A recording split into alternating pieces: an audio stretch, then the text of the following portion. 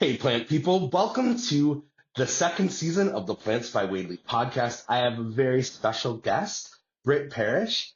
She is a plant lover. You know her on social medias. She's also oversees the ambassador program with PlantCon. I'm super excited because we are days away, almost single digits to PlantCon. So we're definitely going to be talking about that. But I really wanted to start, Britt, and ask you, like I asked most guests, how did your plant journey begin?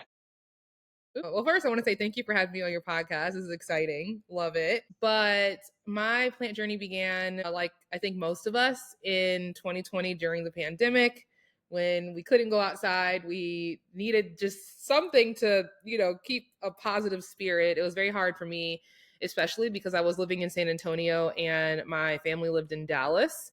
And so that on top of, not being able to see them, worrying about the state of the world, really, all of that was just very hard, and I needed a positive outlet. And so I always remembered when I would hop on social media, seeing, I wasn't following a lot of people in terms of like plant people, but every now and then a picture would come up of someone's beautiful plant aesthetic. And I just always loved that feeling that I got when I Right. saw that. I was just like whatever I can do to just like put that in a jar and bottle it up, like that feeling, I just need that. And so I said one day, you know what, I'm just gonna become a plant parent, like a serious one. I've always had a few plants here and there, but just never to the extent of where it has taken me now. And I started my plant journey in 2020 and decided to put it on social, learning about plants, taking care of plants. And I never expected it to turn into what it has now, but it really was just for me. It was just my outlet. It was my way of just documenting this beautiful experience that I wanted to embark on. And yeah, so that's how it started for me. Like I said, during the pandemic, I went from like a few plants to like over 100 in less than a year. I mean, I really, again, was trying to hold on to that Right. feeling what plants was giving me, and loved, the dopamine hits, obviously, that you get when you buy a new plant. But then also, like I said, just romanticizing the process of learning about it, and even just, getting a new leaf, learning about what works for it, like a lighting, like all the things that go into becoming a plant parent. I just really fell in love with that entire process. Yeah. And so you dug deep with the knowledge from substrates and lighting. How did that all unfold for you? I definitely started with killing plants. I Yeah. think that's where we all, I think that does for most of us, right? yeah, Yeah. it's learning from your experience. I didn't want to continue to have sad plants or kill plants. And so I was like, I need to figure out what I'm doing wrong. And I love going down a rabbit hole of just like wanting to learn something. Like when I really want to master something, I love deep diving in that knowledge. And so I almost killed a monstera. My very first monstera, I almost killed it because it was in the wrong soil. I was watering it too much, wasn't understanding what I was doing wrong, and just started, wanting to educate myself about it, and learned about soil and amendments and what the plant really needs to thrive, what the roots really need to, create the beautiful foliage that we see. And then lighting, also playing a part in that too. I just realized that it is so much more than bringing a plant home and just like sticking it somewhere. It really is. Like there are so many elements to plant parenting. It is figuring out the lighting. It is figuring out the best substrate that not only works for your plant but works for you and your lifestyle. It's figuring out where you want to put it in your home, how to accentuate the beauty of the plant, because the plant is beautiful. That's what attracts us to it when we see it in a plant store, but how do we make it look even more beautiful in our home? And so, wanting to really get into like the aesthetic of it, and just really wanting to deepen my intuition with plants and understand the energy that they give off. Even I always say that like my plants are talking to me, and plants communicate anyway with all of us, but Right. energy, I feel it deeper than I think most plant parents know. I think it takes a serious, like really just in it, like plant parent to understand what I mean when I say like the energy of our plants and them communicating that energy. I just like the best way to put it. So yeah, all of that just excites me. And I love to Yeah. learn about it. Even still to this day, years later from when I first started, just deepening my connection with plants by learning more of what it takes to have nature in your home is a beautiful addiction, I'll say. I love it. Like Yeah. I can just lose myself in it all day, every day. Yeah. And I can relate to morning meditations, and the conversation with the plants are the new leaf or the new, frond unfurling. It's a beautiful dance back and forth, I think. So I understand, exactly what you mean when you talk about the energy of plants, and they're alive and they can feel when, when we're not having the best day and we're like, we're going to skip a water day. I mean, they feel that. So it's so interesting and telling. And that's why I think so many plant metaphors are so great to think about, like pruning, sometimes you just got to cut that toxic thing, whether it be a habit or a friendship or a relationship, prune that away, and then something really beautiful grows. So I Absolutely. love hearing that from you. Absolutely. Britt, so like what about social media and being a creator? Like, was that something that you loved and experienced before plants, or is it something that you kind of honed into parallel with this love for plants? That's a good question. I have been on social media for a long time, never with the intention to be a creator. In another life, I like to say, when Facebook actually first came out, I couldn't get on Facebook because I am a college dropout and you had to have a college email to, be able to hop on. And so I turned to Right. Instagram. And at the time, I was very heavy and still heavy now, but like very heavy into thrifting and creating outfits that I would never see anybody in. Because I remember one time I went to a club and a girl was wearing the same dress as I. We bought it from the mall, same store. I know we did because obviously, but Right, I right. promised myself that I did not want to ever see anybody in my outfit ever again. So I turned to thrifting. I've always been an avid thrifter since I was a kid. My mom used to take me with her, and I really just like tapped into that again. And this was back when thrifting wasn't even like a big thing like how it A is now. thing, right? Yeah. It was, you can get some really, really good, fun things. And I used to find a lot of like really cool vintage things from like different eras, 80s, and create outfits with it. And so my name back then Love was that. Venti Fresh, a play on Minty Fresh, but Venti because of vintage. Right. I got a lot of popularity from creating outfits, a lot of notoriety from creating these, really cool, fun, different outfits and being this like vintage fashionista. But from that, I started like a reselling business where I would find vintage for other people and resell it. And so that's, I would say, where even like the entrepreneurial spark first landed for me.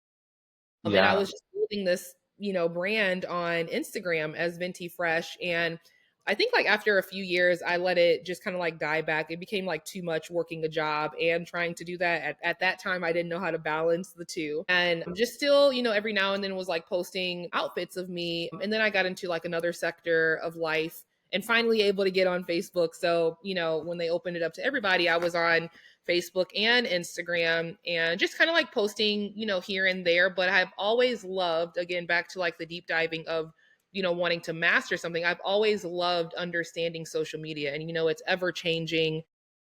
It's not even what it was 5, 10 years ago, when I first got on. And it just intrigues me to, I don't want to say like, I don't want to call it hack the algorithm, but that's like in my mind, it's like, how do I master the algorithm for whatever it's doing right now? Right. And so like studying all of that has always been a big part of just something that I like to know. And I'm just a curious being. Like I just love to know things and educate myself on things. And like I said, I was in a different era at that time, even coming out of the reselling. I got into like the travel industry and was doing that for a while.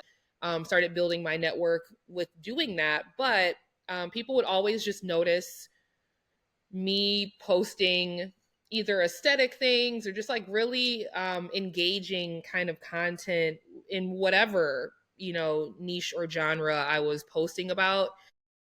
And actually coming out of 2020 When I felt like, oh my gosh, okay, the people that made it to 2021, like we survived COVID. Right. Such a scary time. Like literally, we did not know if we were going to live. Yeah. I just had that feeling of like, and I caught it. I caught COVID in 2020. I've caught it every year, but I remember catching it initially. Of course, at that time, like people were passing away from it, and it was super sad, and again, just a very scary time. And I promised myself coming out of that in 2021 that if I made it to 2021 from all of this craziness of the pandemic, then I was not going to play it small. I was not going to play with my potential anymore. Again, entrepreneurial mind, I was like, what is something I can start that people like I'm good at, people are asking me about, and light bulb went off and I was like, oh, social media consulting. Like people are always asking me questions about social media. And at this time I wasn't a creator, so to speak. I, just was building brands online of myself. And I started a social media consulting business in 2021, and it was branding with Britt. And I had a lot of clients. I had social media management Wow, clients. that's amazing, Britt. Thank you. And I had social media consulting clients that wanted to learn how to build a brand online. I mean, coming out of 2020, I had the mindset that, there were so many businesses that had to shut down in 2020 because they didn't have an online presence. They had the brick and mortar, people couldn't go, businesses shut down. It was so sad. And I could also imagine all of the ideas that people started coming up with in 2020 in the spirit of, okay, if I make it out, I'm gonna do this. Like I have a new lease on life. I'm gonna, do something with it.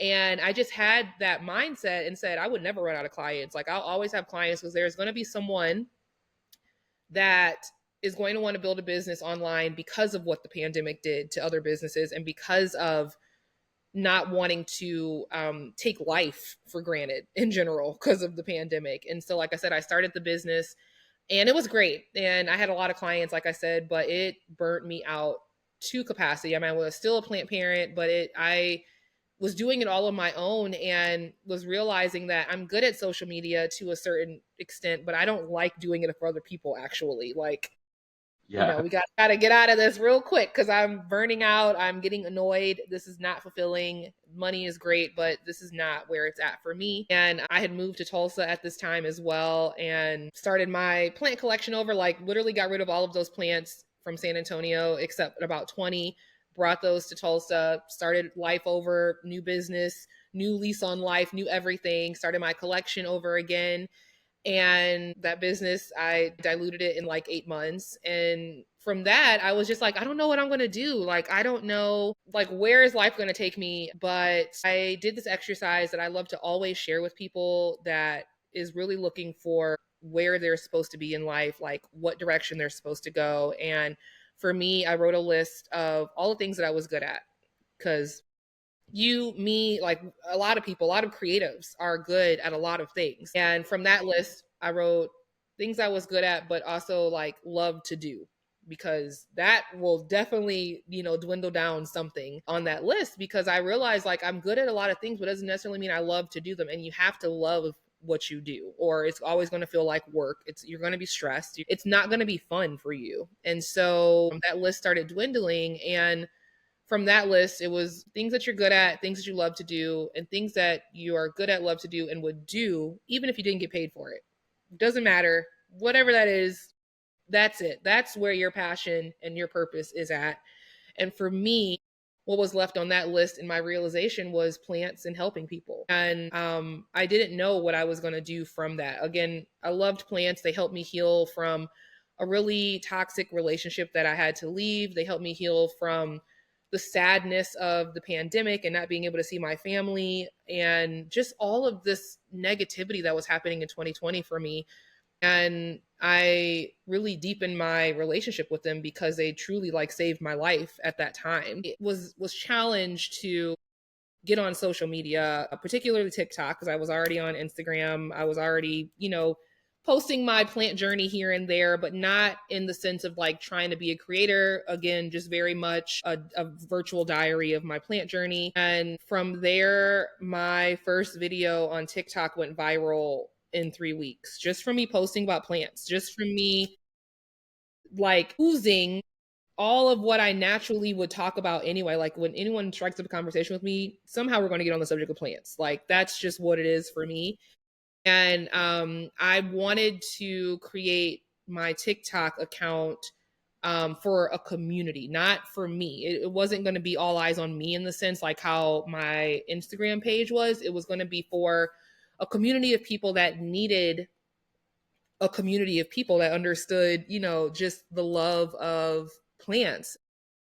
Yeah. Even just coming back to my experience in 2020 when I started plants, I didn't have a plant bestie to like get excited about a new leaf or this new product that I'm trying for my like I didn't have that, and I wanted to be the plant bestie for other people that may not have had that either experienced this in my life. But it's amazing. This is wow, like I am aligned with where I am supposed to be. If I am receiving so much support and love and people wanting to be a part of this community, then I know that I am aligned in that exercise that I did in, you know, talking about plants, educating about plants, helping people with plants.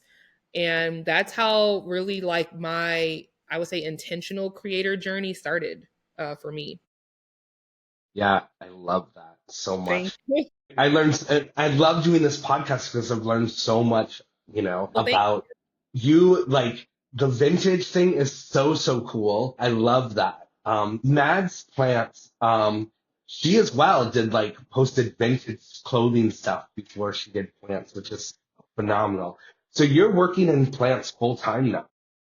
working in plants full time. I my brand Yeah. Botanically Bee is really just like the hub of all of my offerings because in that journey of you know creating on TikTok, I started taking in the feedback of what people were wanting, and I'm a solution based person. Like I love creating solutions for other people, and so when people would say you should create merch, like you say some really like cool things that are when you say it, I know it's you. I don't even have to see your face. I know it's you. And I was like, oh, you know, like maybe merch will come, you know, at some point. And so then it finally came. Like people wanted merch. I, you know, supplied merch. People were asking, what do I grow my plants in?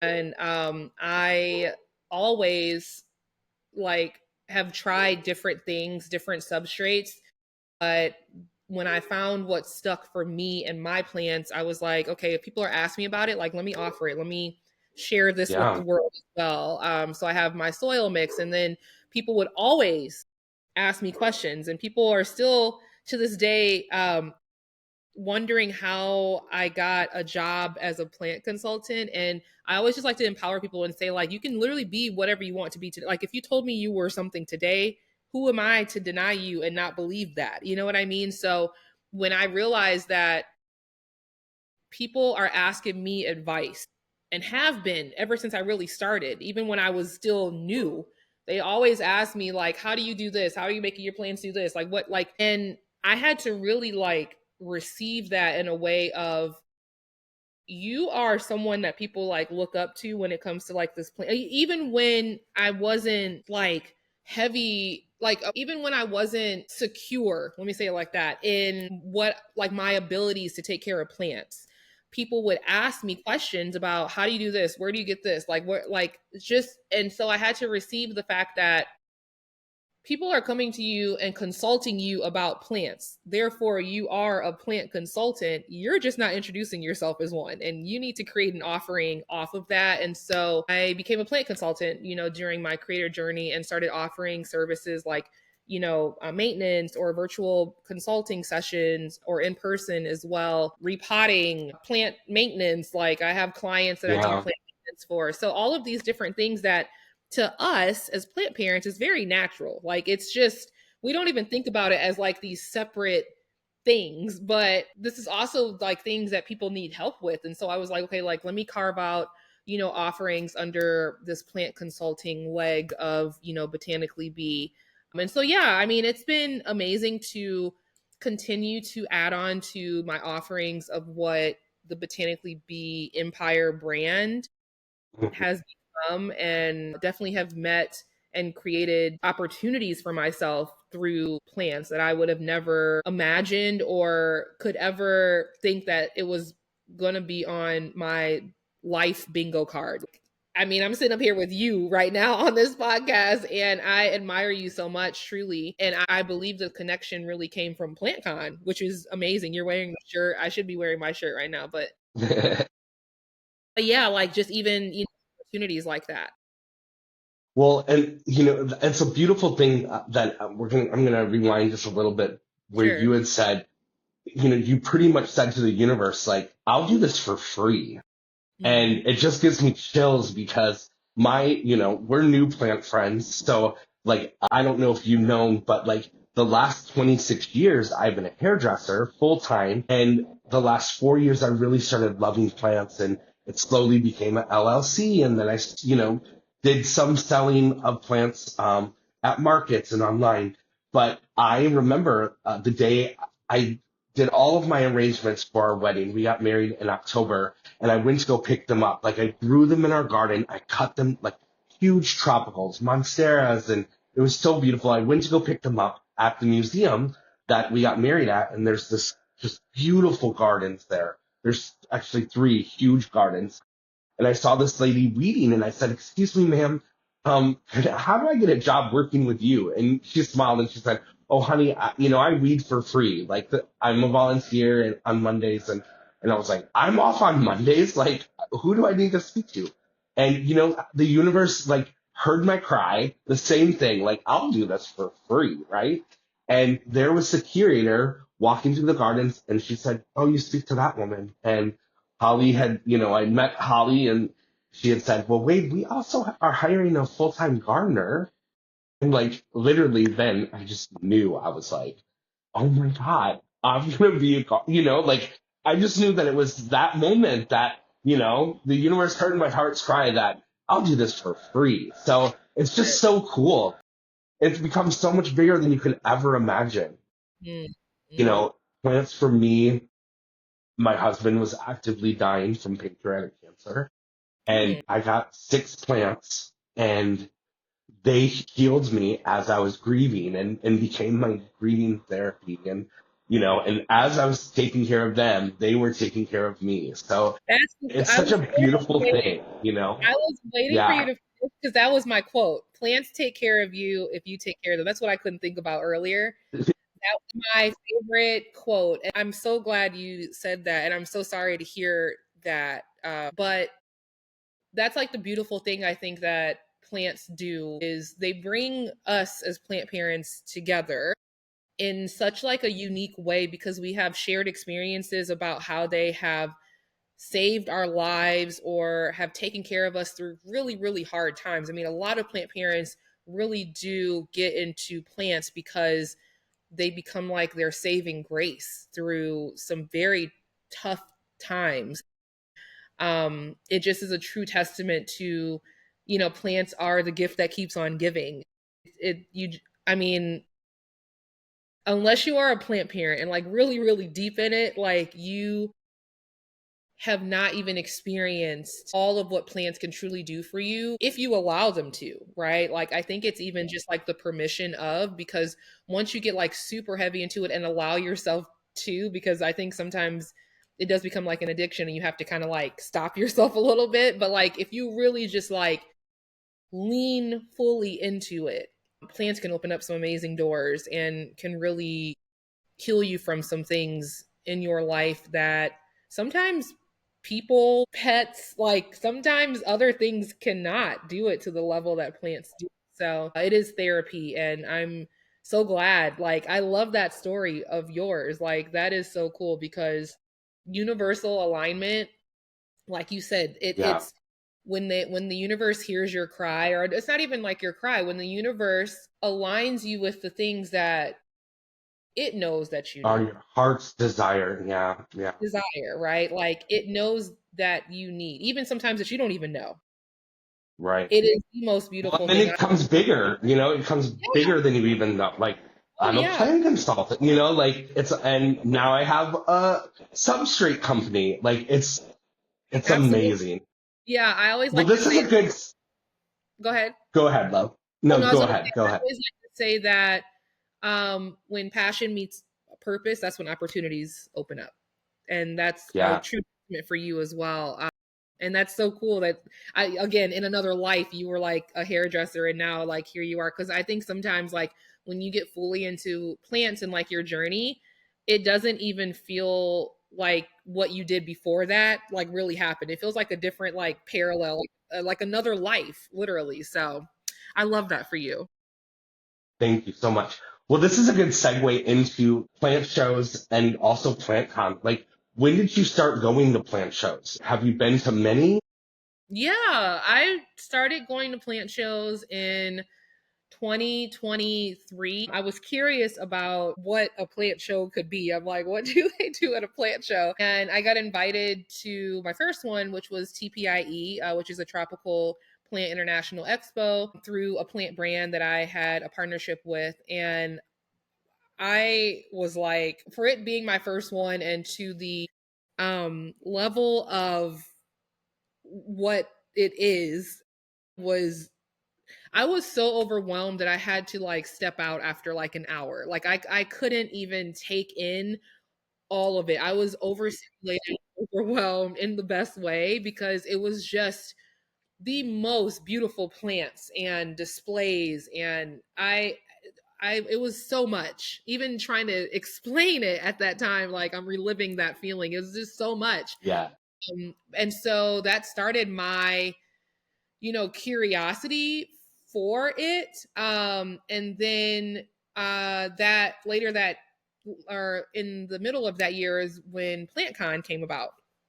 And they had reached out about becoming at the time we were calling them plant influencers. And I was so honored. I was like, are you serious? Like, for their very first one, they want me to be a part of it. Like I just again back to the when passion meets purpose, opportunities open up. Because I was like, what? Like, I can't even.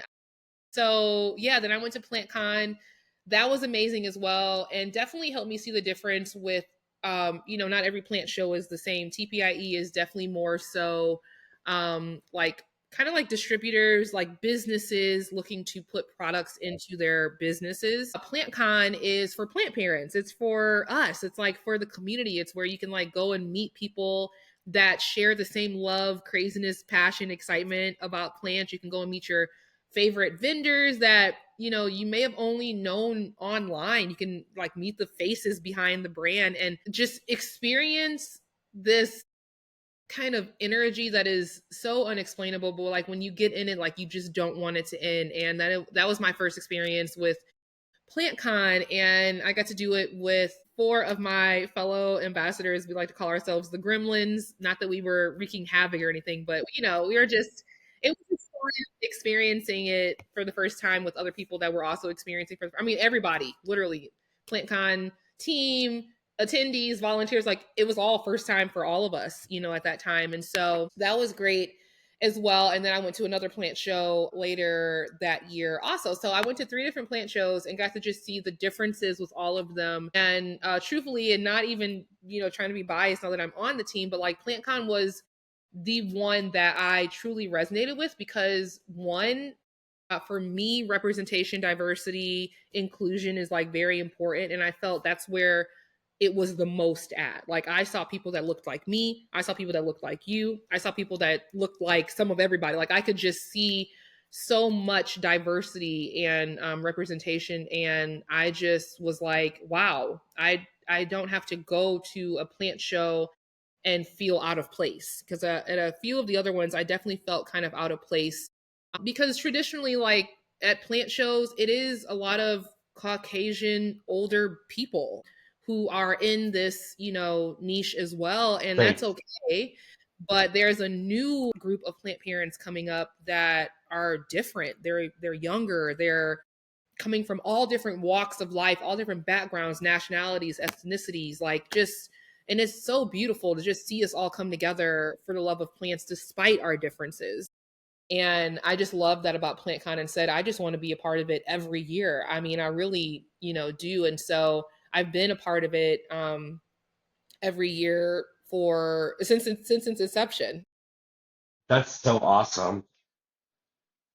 And what is your title on the team?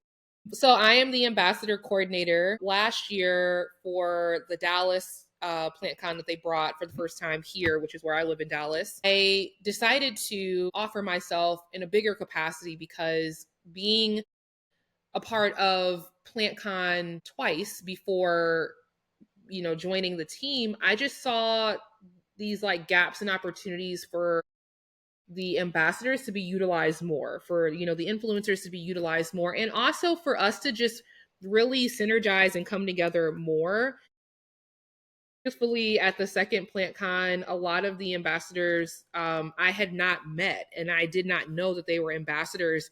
And it was really unfortunate because when they would come up to me, I kind of like looked at them like a little bit lost because I didn't know who they were. And when they introduced themselves and told me that they were also an ambassador, I was and I think from that moment, like it sparked this want to help create an ambassador program where we all know each other, for one, prior to, PlantCon, but we also like feel closer to each other before actually meeting each other, because a lot of times we don't know each other other than online, or sometimes we have never met each other, period, at all. And Even so online. Yeah, yeah. ambassadors to come together and really like put our creativity together to promote PlantCon, to promote the exhibitors at PlantCon, to have fun together, synergize, do what creators do. Because, even as a sector of PlantCon, sometimes we only have each other to relate to when it comes to being a creator. I mean, that's like a whole, like being a plant parent is one thing,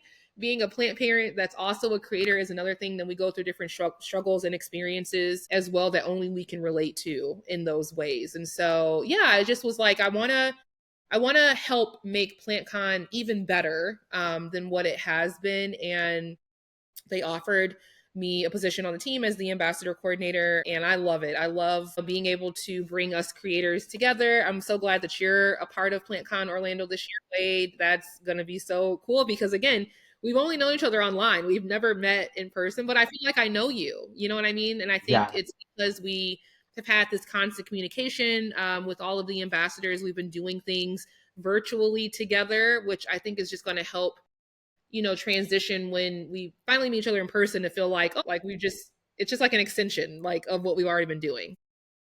Yeah. I'm so excited for the bus tours to the nurseries. Like I just have this in my head of like all of us just being on like a school bus going on summer vacation. It's just like, it's going to be so fun. And I just want to say too, like I was so honored. I was like, are you kidding me? You've chosen me to be a ambassador. This is actually my first show, so it's even more exciting because I get to experience both of these experiences firsthand, which is going to be awesome. The culture of PlantCon in itself, I always talk about, is just like so different from when you're going to other shows.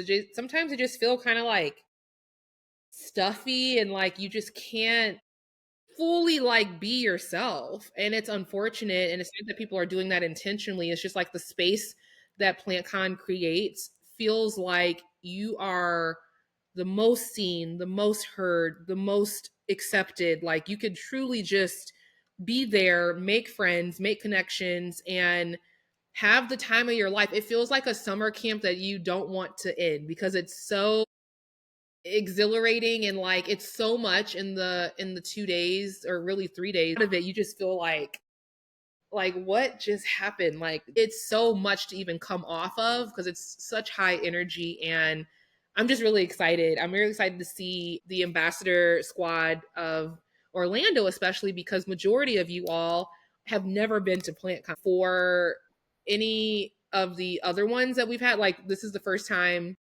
where majority of the ambassadors have not been to PlantCon. So I applaud you all for being able to promote an event that you've never been to. As much information as I've been giving you and the PlantCon team has been giving you about how it is and like what to expect, like you guys have been doing a really great job of promoting that. But all you have to say is plants, because then I'm like, oh yeah, I'm in 100%, Facts. Britt, well, thank you so much. I know that you have a lot going on the rest of the day. Yes. Busy, busy, busy. Thank you so much for joining me on the podcast. You're welcome. Thank you for having me. Britt, I will see you in a few days. Bye. Bye, my love.